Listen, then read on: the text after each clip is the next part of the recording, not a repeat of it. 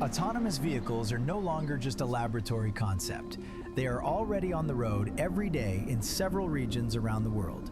From the United States to China, from the United Arab Emirates to Europe, the same technology is being developed, but along very different paths.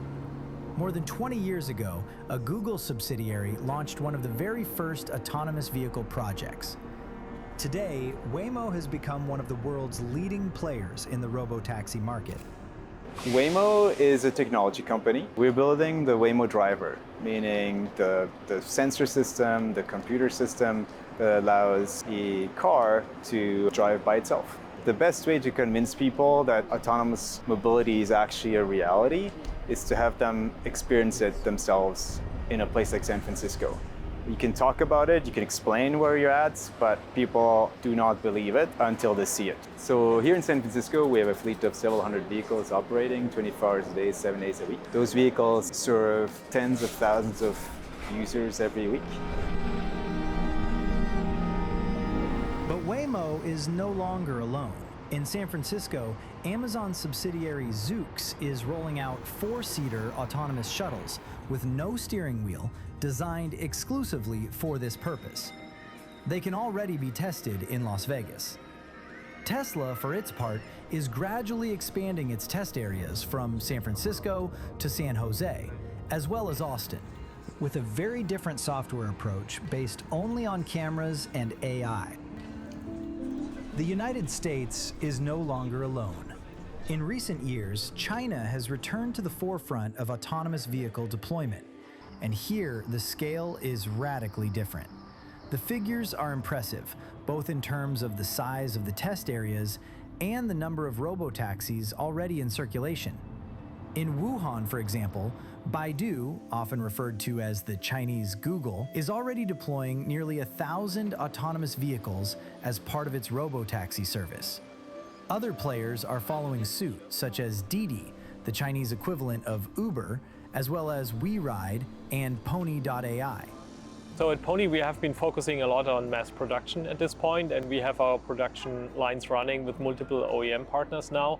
And for us, really, the goal this year is to scale to 1,000 vehicles and show that this can be high revenue, but also profitable business over time. So the focus in China is really all on that, producing these vehicles, bringing them online, and then providing a really good service for our existing customers, but in a much larger scale. And this has been so far very, very successful. And now we believe that this technology is also ready to be rolled out globally. That's why we focused a lot as well on global expansion into markets like the Middle East or Korea and Singapore, Luxembourg in Europe, and really trying to find out what is missing to scale in the same pace as in China.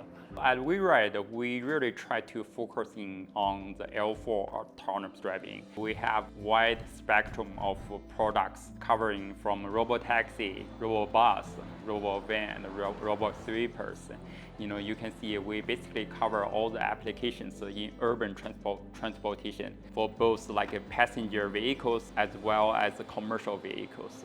I want to use this robobus as an example. Now we are on a fully driverless robobus, and you can notice that this robobus is a purpose-built model for autonomous driving without a steering wheel, without driving cabin.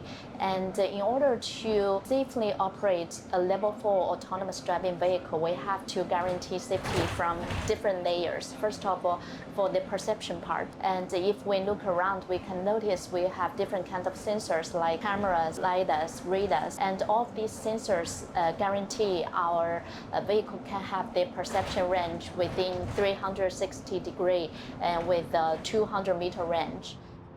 Today, some operators are available on motorways at 120 kilometers per hour, usually with a safety driver on board. Finally, these deployments are also affecting Europe. However, this is on a different scale, as research and development remains largely concentrated in the United States and China. In Europe, the challenge is different. It is primarily a question of gradually integrating autonomous vehicles into existing transport systems. Several cities and countries have launched pilot projects. In Oslo, Norway, the public transport authority Ruter has deployed one of the few robotaxi services currently operating in Europe in an area north of the city. This is our last pilot with shared autonomous vehicles. We are now planning for the scale-up phase, where we are looking into deploying hundreds of vehicles within the next 2 to 3 years, and then gradually scale up to at least maybe 10 to 20 or 30,000 vehicles, where we can fully transform and replace the need for the private vehicle. Also in Norway, in Stavanger, transport operator V operates an autonomous bus developed by Carson, which runs on a loop in the city center. This vehicle has a notable feature. It travels through a tunnel nearly 800 meters long, a particularly challenging environment for autonomous driving. Autonomy for us is like innovation on existing services. We need to make it like cheaper, better. We need to make it maybe greener, reach targets related to climate and stuff like that. And autonomy is one part of that kind of puzzle. In Germany, Moya, a subsidiary of the Volkswagen Group, is deploying autonomous vans based on an on-demand shared transport model. Other uses are also emerging in more specific contexts. At Brussels Airport, New Zealand-based company Omayo tested an autonomous shuttle on the tarmac, designed to transport airport workers. Are American and Chinese players interested in Europe, and what challenges do they face? Europe is an attractive market for transportation as a service. There are very large cities where incumbent players have established that consumers really like this product. And so as Waymo, we're very interested in exploring opportunities there. Today, we do not have commercial activity in Europe, but we're always looking for partners to change that. Waymo announced that London would be its first European city, and that it intended to open its doors to passengers later in 2026. When going to Europe, especially in Luxembourg, we see a couple new things that are different. Like there's roundabouts in Europe that you don't have in China or the US that much, so there's a lot of data collection necessary.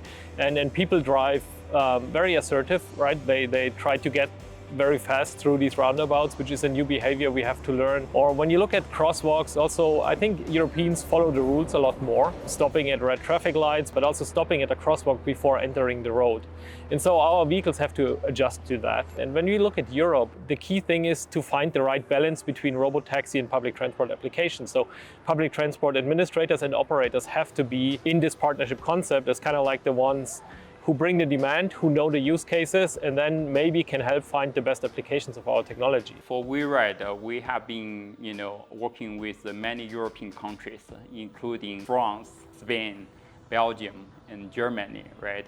We launched our pilot programs in multiple cities in Europe, and more recently, we have been partnered with eSpace Mobility to launch a pilot program in the city of Leuven, and with 2 robo buses. And we are trying to provide a mobility service for local people between the train stations.